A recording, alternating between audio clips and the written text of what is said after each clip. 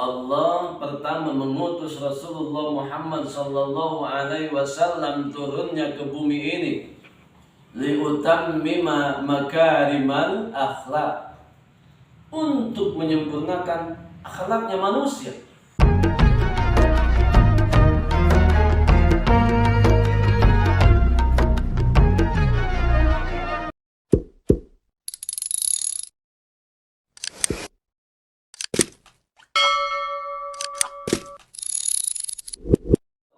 Dengan cara apa kita mendekatkan diri kepadanya?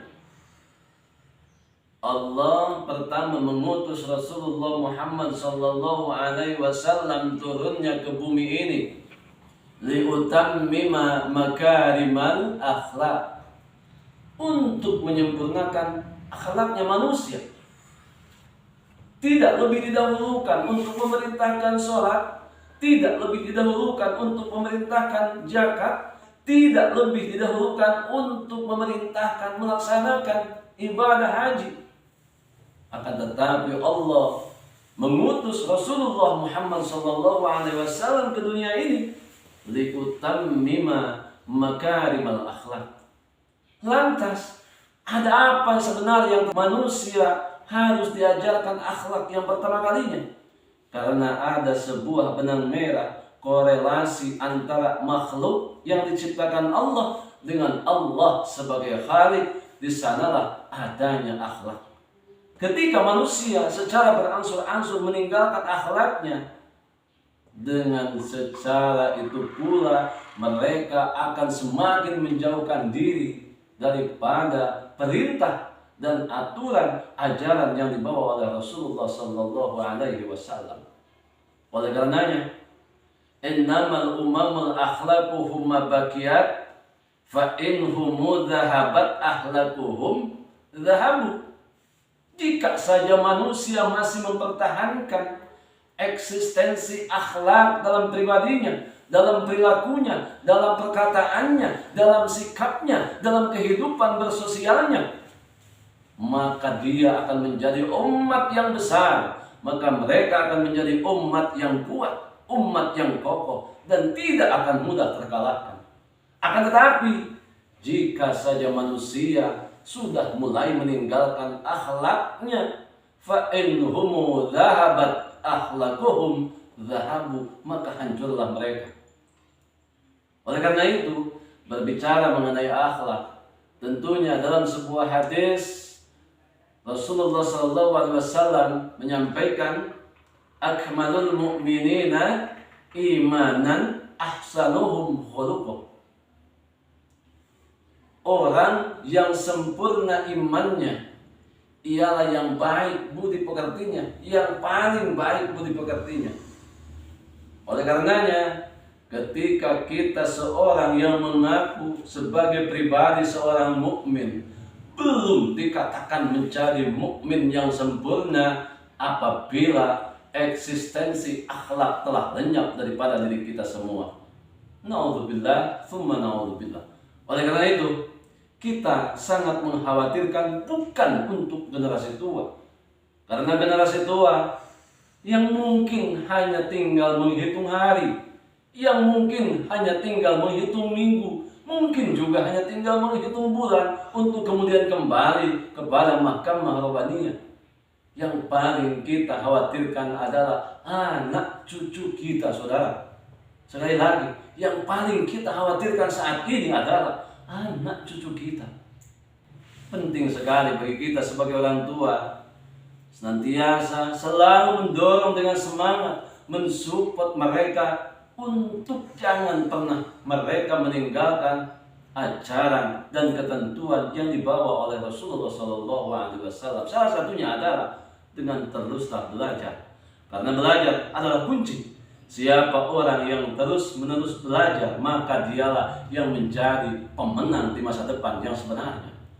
Siapapun mereka yang berhenti untuk belajar saat ini, maka adalah mereka sebagai pemilik masa lalu. Ingatlah, Rasulullah sallallahu alaihi wasallam bersabda, "Subbanul yawm rijalul ghad, fa inna fi aidi subban amrul ummah."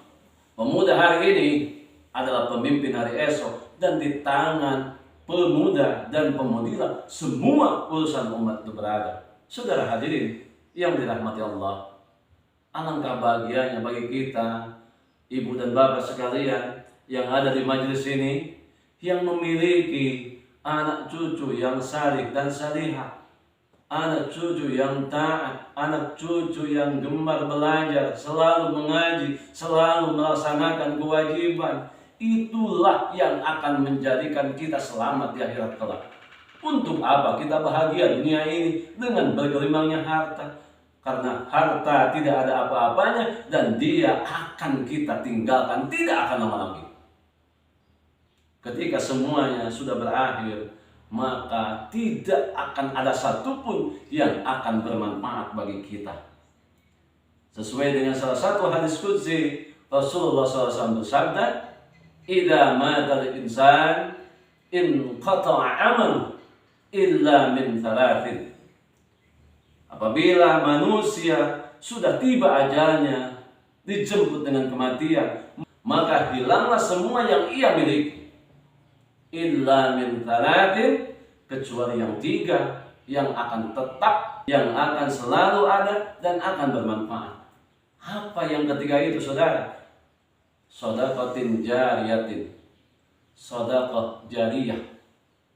Jangan malah sebaliknya, kita tidak banyak melakukan sedekah jariyah, malah banyak melakukan dosa jariyah, dosa yang selalu setiap hari mengalir, membebani diri kita sendiri, yang kemudian akan mencelakai diri kita.